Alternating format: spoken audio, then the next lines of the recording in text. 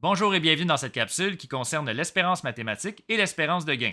L'espérance mathématique, qu'on note avec la lettre E majuscule, d'une expérience aléatoire correspond à la valeur moyenne qu'on obtiendrait si elle était répétée un grand nombre de fois.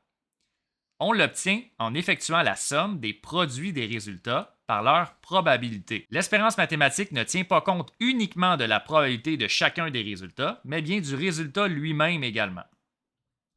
L'espérance mathématique permet d'évaluer l'équité d'une expérience aléatoire. Le jeu est favorable aux joueurs lorsque l'espérance mathématique est supérieure à zéro. En d'autres termes, si un joueur joue un grand nombre de fois au jeu, il devrait réaliser un gain.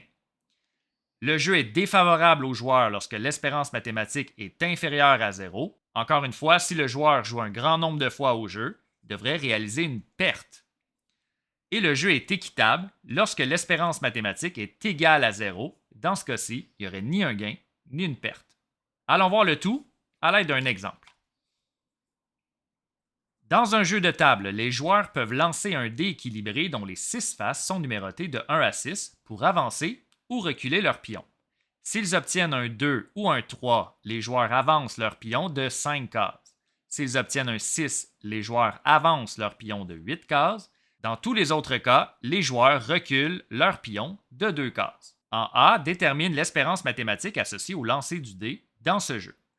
À l'étape 1, déterminer la probabilité associée à chacun des résultats. Alors, il y a 3 résultats possibles. On peut avancer de 5 cases, avancer de 8 cases ou reculer de 2 cases.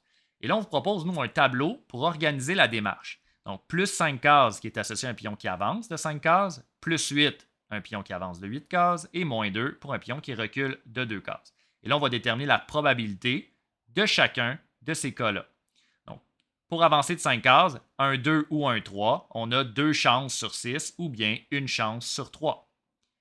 Pour avancer de 8 cases, c'est seulement le 6 qu'on peut obtenir, une chance sur 6 que ça se produise. Et tous les autres cas nous font reculer de 2 cases, 3 chances sur 6 ou bien une chance sur 2.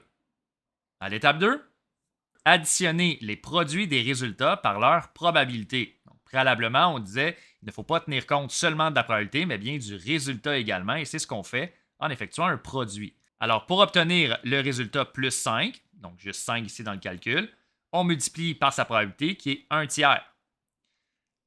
Plus 8 fois 1 sixième, moins 2 cases fois la probabilité que ça se produise, une chance sur 2.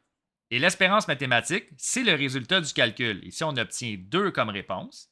Et je vais spécifier que c'est un plus 2, puisque ce que ça signifie, c'est que le pion, en lançant le dé un grand nombre de fois, va avancer en moyenne de 2 cases à chaque lancer.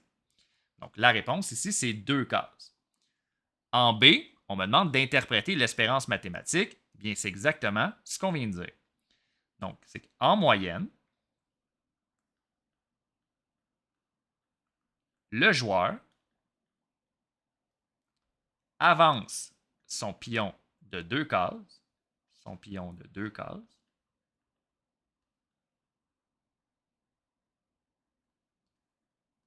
à chaque lancer de dés,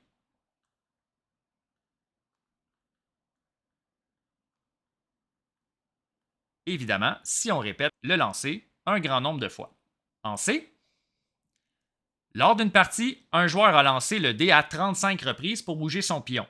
Estime le nombre total de cases que son pion a avancé ou reculé. Et c'est l'espérance mathématique qui nous permettra d'estimer le nombre total de cases ici. On va multiplier 35 par l'espérance mathématique. 35 fois 2, on obtient 70 cases. Alors, on peut estimer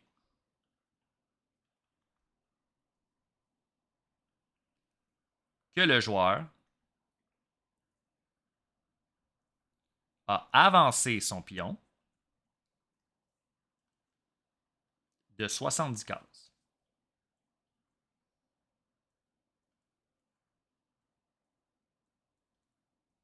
Voilà, c'est ce qui termine la capsule.